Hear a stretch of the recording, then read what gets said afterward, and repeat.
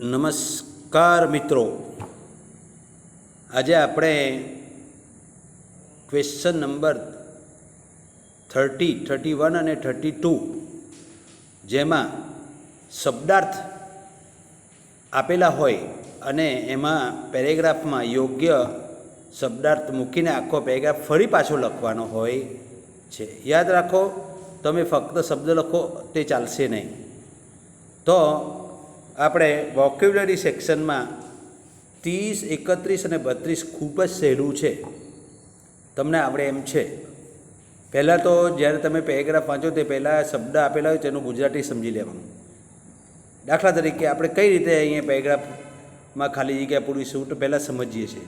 તો પહેલાં પરમાનન્ટનો અર્થ છે કાયમી, પછી ઓપરેટિંગનો અર્થ છે સંચાલન, ઓટોમેટિક એટલે આપોઆપ, ને પ્રોપરલી એટલે યોગ્ય રીતે. આ 3 ખાલી જગ્યા છે તે પાઠમાંથી જ આપેલા પેરેગ્રાફમાંથી પૂછાશે, યાદ રાખો. તો આપણે સમજીએ છીએ લવ વિલ. તો પહેલાં કયો શબ્દ બેસે છે તે જુઓ કે automatically, erase, pass, hurt, excel from your current. હવે સિસ્ટમ આવ્યું એટલે આપણને તરત ખબર પડી જાય કે આ તો ઓપરેટિંગ શબ્દ બેસે છે, તો ઓપરેટિંગ મૂકી દેવાનું. It may remain in your permanent memory. ચાલો, 3 શબ્દ બેસી ગયા. હવે બીજું તો વધારે વાંચવાની કંઈ જરૂર નથી. બીજો પેરેગ્રાફ જોઈએ છે. The system will overwrite. ચાલો પહેલાં ગુજરાતી સમજી લઈએ. કમ્પ્લીટલી એટલે સંપૂર્ણપણે. ફોલ્ટીનો અર્થ છે ખામીવાળું. ઓવરરાઇટ એટલે ના ઉપર ફરીથી લખવું. અને કોપિંગ એટલે નકલ કરવી. આપણે જાણીએ જ છીએ આ શબ્દો તો. તો the system will overwrite any conflicting file and begin patching any faulty programming. Also need to delete, sacrifice from all directories and then empty your recycle bin afterwards to make sure it is completely gone. તો completely શબ્દ અહીંયા બેસે છે. ત્રીજો paragraph જોઈએ છે for my. પહેલાં તો ગુજરાતી સમજીએ. ઇમેજિનેશન એટલે કલ્પના, ઇન્ડસ્ટ્રીયસ એટલે આપણે જાણીએ જ છે કે ઉદ્યમી, અને કોમ્પ્લેક્સ એટલે જટિલ, બરાબર છે, મૂંઝવણ ભરેલું. કાંઈ નહીં એટલે ભલા વ્યક્તિ કે દયાળુ વ્યક્તિ માટે શબ્દ વપરાય છે. તો ફોર માય ઇમેજિનેટિવ એના બ્રધરની વાત ચાલે છે, વોલ્ટ ડિઝનીની. ઇન્ડસ્ટ્રીયસ બ્રધર, એ ઉદ્યમી હતો, ખૂબ જ મહેનતુ હતો.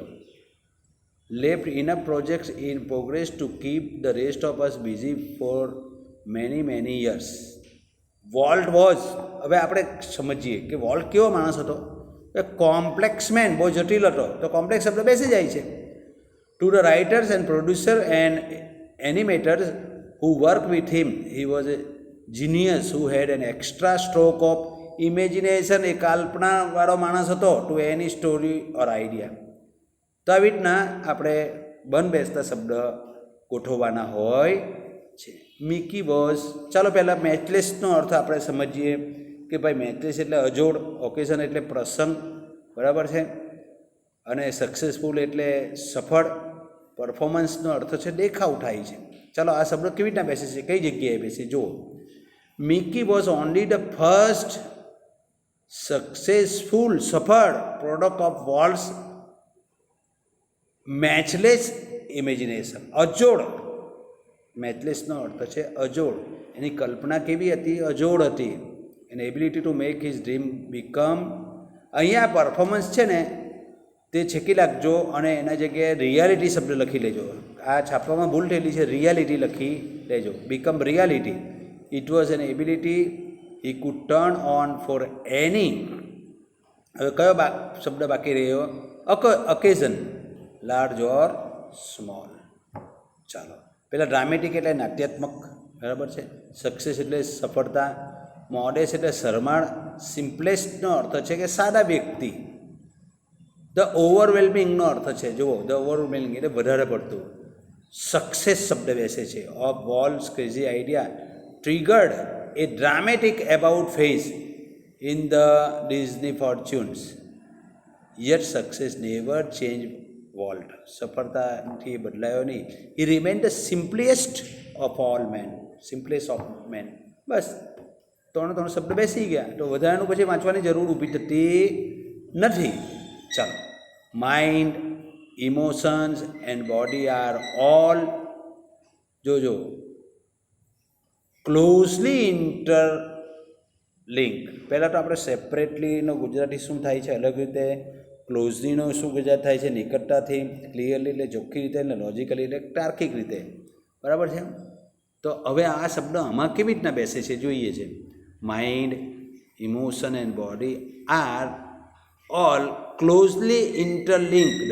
એકબીજા સાથે જોડાયેલા છે નજીકતાથી, નિકટતાથી. And always work together. It helps you distinguish them more clearly, ચોખ્ખી રીતે, if you try to understand them logically. જો તમે એને તાર્કિક રીતે સમજવાનો પ્રયાસ કરીએ તો. ચાલો 7મું આપણે જોઈએ છે પેસિમિઝમ. આપણે જાણીએ જ છે કે પેસિમિઝમનો અર્થ નિરાશાવાદ જેવો થાય છે. હેક્ટિકનો અર્થ છે અવિરત, અવિશ્રાંત. બરાબર છે. પછી મેન્ટલી એટલે માનસિક રીતે, આપણે ગુજરાતી કરીએ તો માનસિક રીતે. ઓપ્ટિમિઝમ એટલે આશાવાદ. ચલો આ શબ્દ અહીંયા કેવી રીતના બેસે છે.